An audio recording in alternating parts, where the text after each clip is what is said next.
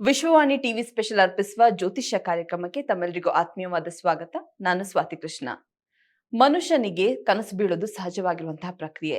ಈ ಕನಸು ಬೀಳೋದ್ರ ಹಿಂದೆ ಏನಾದ್ರೂ ಕಾರಣ ಇದೆಯಾ, ಅಥವಾ ಇದು ಏನಾದ್ರೂ ಮುನ್ಸೂಚನೆಯನ್ನ ನೀಡುತ್ತಾ? ನಮ್ಮ ರಾಶಿ ಫಲಗಳಿಗೂ ಕನಸುಗಳಿಗೂ ಏನಾದ್ರೂ ಸಂಬಂಧ ಇದೆಯಾ? ಈ ಕುರಿತು ವಿಸ್ತೃತವಾದ ಮಾಹಿತಿಯನ್ನು ನೀಡಲಿಕ್ಕೆ ಇವತ್ತು ನಮ್ಮ ಜೊತೆ ಭಾರತೀಯ ಜ್ಯೋತಿಷ್ಯ ವಿಜ್ಞಾನ ಸಂಶೋಧಕರಾಗಿರುವಂತಹ ಮಹಾಬಲಮೂರ್ತಿ ಕೋಡ್ಲಕೆರೆ ಅವರಿದ್ದಾರೆ. ಬನ್ನಿ, ಅವರಿಗೆ ಕಾರ್ಯಕ್ರಮಕ್ಕೆ ಸ್ವಾಗತಿಸ್ತಾ ನಮ್ಮ ಕಾರ್ಯಕ್ರಮನ ಶುರು ಮಾಡೋಣ. ಸರ್ ನಮಸ್ತೆ, ಕಾರ್ಯಕ್ರಮಕ್ಕೆ ಸ್ವಾಗತ ನಿಮ್ಗೆ. ಇನ್ನು ರಾಶಿ ಫಲದ ಕೊನೆಯ ರಾಶಿ ಮೀನ ರಾಶಿ. ಸರಳವಾದಂತ ಪ್ರಶ್ನೆ ಕೇಳ್ತಾ ಇದ್ದೇನೆ. ತುಂಬಾ ಜನ ಹೇಳ್ತಾರೆ ಬಿದ್ದಿರುವಂತ ಕನ್ಸು ನೆನಪಲ್ಲಿ ಇರಬಾರ್ದು ಅಂತ ಹೇಳಿ, ಇದೆಷ್ಟು ನಿಜ ಅಂತ? ಅಲ್ಲಲ್ಲ, ಈಗ ಅನೇಕರ ನಂಬಿಕೆ ವಿಚಿತ್ರವಾಗಿರ್ತವೆ. ಈಗ ಕೆಲವರು ಉಪ್ಪನ್ನ ನಾವು ಕೈಯಲ್ಲಿ ಕೊಡಬಾರ್ದು, ಉಪ್ಪನ್ನ ಅವ್ರ ಎದುರಿಗೆ ಇಡಬೇಕು, ಅವ್ರು ತಗೋಬೇಕು. ಅಥವಾ ಈ ಹಣವನ್ನು ಕೊಡುವಾಗ ಮನೆ ಒಳಗಿಂದ ಕೊಡಬೇಡ, ಹೊಸಲನ್ನ ದಾಟಿ ಬಂದು ಕೊಡು. ಇವೆಲ್ಲ ನಂಬಿಕೆಗಳು. ಇದು ಯಾಕಾಗಿ ಬಂದಿದೆ ಹೇಳುವಂತಹದ್ದು ಕಷ್ಟ. ಆದರೆ ಎಲ್ಲ ನಂಬಿಕೆಗಳು ಅದು ಕೇವಲ ಅದು ನಮ್ಮ ಏನು ಡೆಡ್ ಬಿಲೀಫ್, ಅದು ಒಂದು ಸುಮ್ಮನೆ ಏನೋ ಒಂದು ಆಧಾರವಿರದ ವಿಚಾರಗಳು ಅಂತ ಹೇಳಲಿಕ್ಕೂ ಆಗೋದಿಲ್ಲ. ಮೀನರಾಶಿಯವರ ಸಂದರ್ಭದಲ್ಲಿ ಈ ಒಂದು ನೀವು ಕೇಳಿದಂಥ ಪ್ರಶ್ನೆ, ಮೀನರಾಶಿ ಯಜಮಾನ ಅಗೇನ್ ಅವನು ಗುರು ಇರ್ತಾನೆ. ಆದರೆ ಅವನು ಕಾಲ ಪುರುಷನ ಏನು ಅಂದರೆ ನಷ್ಟದ ಮನೆ. ಅದು ಯಾವುದು? ಮೀನರಾಶಿ ಹೇಳುವಂಥದ್ದು ಕಾಲಪುರುಷನಿಗೆ ನಷ್ಟದ ಮನೆ.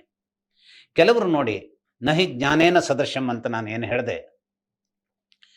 ವಿದ್ವಾನ್ ಸರ್ವತ್ರ ಪೂಜ್ಯತೆ ಅನ್ನುವಂಥ ಮಾತೇನಿದೆ. ಒಬ್ಬ ವಿದ್ವಾಂಸ ಅಂತಾದರೆ ಎಲ್ಲ ಕಡೆಗೂ ಅವನಿಗೆ ಪ್ರಶಂಸೆ ಇದೆ. ಯಾವ ಊರಿಗೆ ಹೋಗಲಿ, ಅವನ ಊರಿನಲ್ಲಿ ಮಾತ್ರ ಅಲ್ಲ.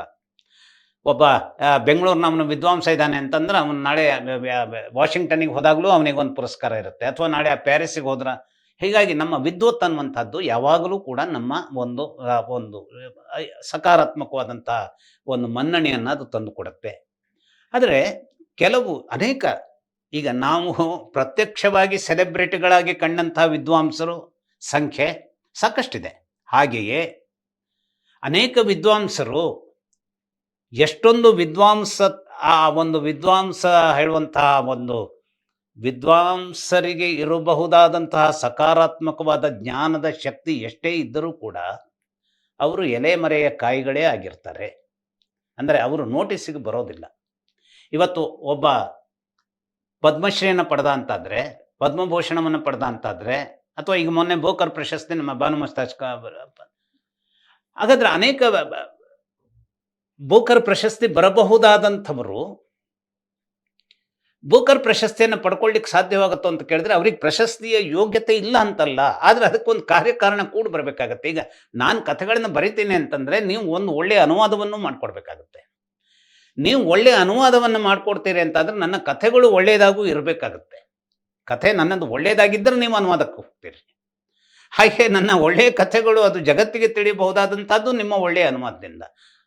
ಅನುವಾದಕರಿಗೆ ಇರುವಂಥ ತೊಂದರೆ ಏನು ಅಂತಂದರೆ, ಅವರಿಗೆ ಸಕ್ಸಸ್ ಸಿಗ್ತಾ, ಯಾಕೆ ಕಥೆಗಳು ಚೆನ್ನಾಗಿದ್ವು ಹಾಗಾಗಿ ಸಕ್ಸಸ್ ಸಿಕ್ತು, ಫೇಲ್ ಆಯಿತು ಅವರ ಅನುವಾದ, ಅದು ಕಥೆಗಳು ಚೆನ್ನಾಗಿದೆ ಆದರೆ ಅವರ ಅನುವಾದ ಸರಿಯಾಗಿರಲಿಲ್ಲ, ಈ ರೀತಿಯ ಪ್ರಶ್ನೆಗಳು ಬರಬಹುದು. ಆದರೆ ಇಲ್ಲಿ ಅನುವಾದಕರು ಚೆನ್ನಾಗಿದ್ದರು, ಕಥೆಗಳು ಚೆನ್ನಾಗಿದ್ದವು.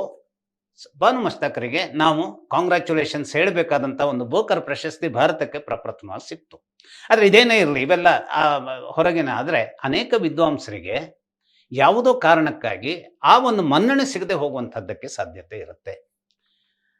ಈ ಸಾಧ್ಯತೆ ವಿಚಾರದಲ್ಲಿ ನಾವು ಯೋಚನೆ ಮಾಡುವಂಥದ್ದಾದರೆ, ನೀವು ಕೇಳಿದಾಗ ಇದು ಸರಳವಾದಂಥ ವಿಚಾರ ಹೌದು.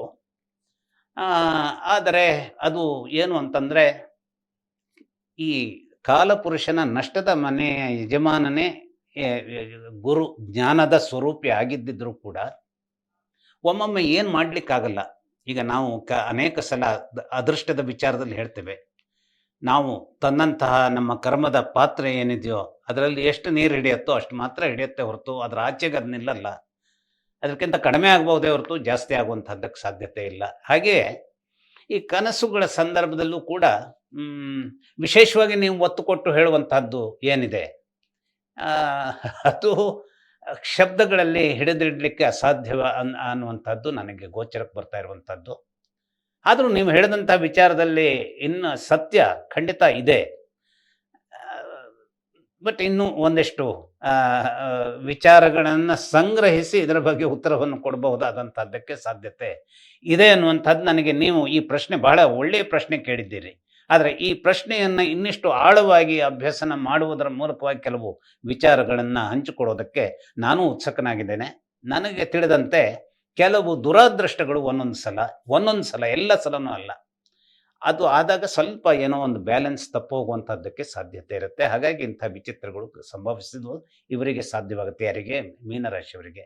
ಯಾಕೆ ಅಂತಂದರೆ ಇಲ್ಲಿ ಮೀನರಾಶಿಯವರಿಗೆ ಯಾವ ಕಾರಣಕ್ಕೂ ಹೊಂದಿಕೊಳ್ಳಿಕ್ಕೆ ಸಾಧ್ಯವಾಗದೇ ಹೋದಂತಹ ವಿಚಾರ ಹೇಗಿರುತ್ತೆ ಅಂದರೆ, ಇದು ನೀರಿನ ರಾಶಿ ಆಗಿರೋದ್ರಿಂದ ಈ ನೀರಿನ ರಾಶಿಗೆ ಮುನ್ನಡೆದಂತೆ ಮೇಷರಾಶಿ ಬೆಂಕಿಯ ರಾಶಿ ಆಗಿರೋದ್ರಿಂದ, ಅದರ ಹಿಂದಿನ ರಾಶಿ ವಾಯು ತತ್ವದ್ದಾಗಿರೋದ್ರಿಂದ ಮುಂದಿನ ಬೆಂಕಿಯಾಗಲಿ ಅಥವಾ ಹಿಂದಿನ ಈ ಒಂದು ವಾಯು ತತ್ವದ ಕುಂಭರಾಶಿ ಆಗಲಿ, ಇದು ಎರಡು ಮೀನರಾಶಿಯವರ ನೀರಿನ ರಾಶಿಗೆ ಸ್ವಲ್ಪ ವಿಚಿತ್ರವಾದಂಥ ತಿಕ್ಕಾಟವನ್ನು ಅದು ಎರಡೂ ನಡೆಸ್ತಾ ಇರುತ್ತೆ. ಹಾಗಾಗಿ ಕೆಲವು ಹೆಚ್ಚಿನ ಒಂದು ಪರಿಶ್ರಮದೊಂದಿಗೆ ಇವರು ಕೆಲವೊಂದು ಸಾಧನೆಯನ್ನು ಮಾಡಬೇಕಾಗುತ್ತೆ.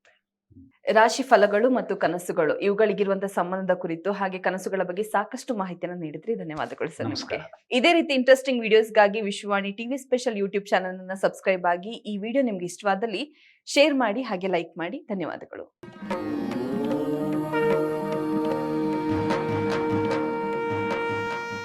ನಿಮ್ಮ ಕುಟುಂಬಕ್ಕೊಂದು ಪರಿಪೂರ್ಣ ಯೂಟ್ಯೂಬ್ ಚಾನಲ್. ಇಂಟ್ರೆಸ್ಟಿಂಗ್ ಮತ್ತು ಇನ್ಫಾರ್ಮೇಟಿವ್ ವಿಡಿಯೋಗಳನ್ನು ಮಿಸ್ ಮಾಡ್ಕೋಬೇಡಿ. ಈಗಲೇ ಸಬ್ಸ್ಕ್ರೈಬ್ ಮಾಡಿ.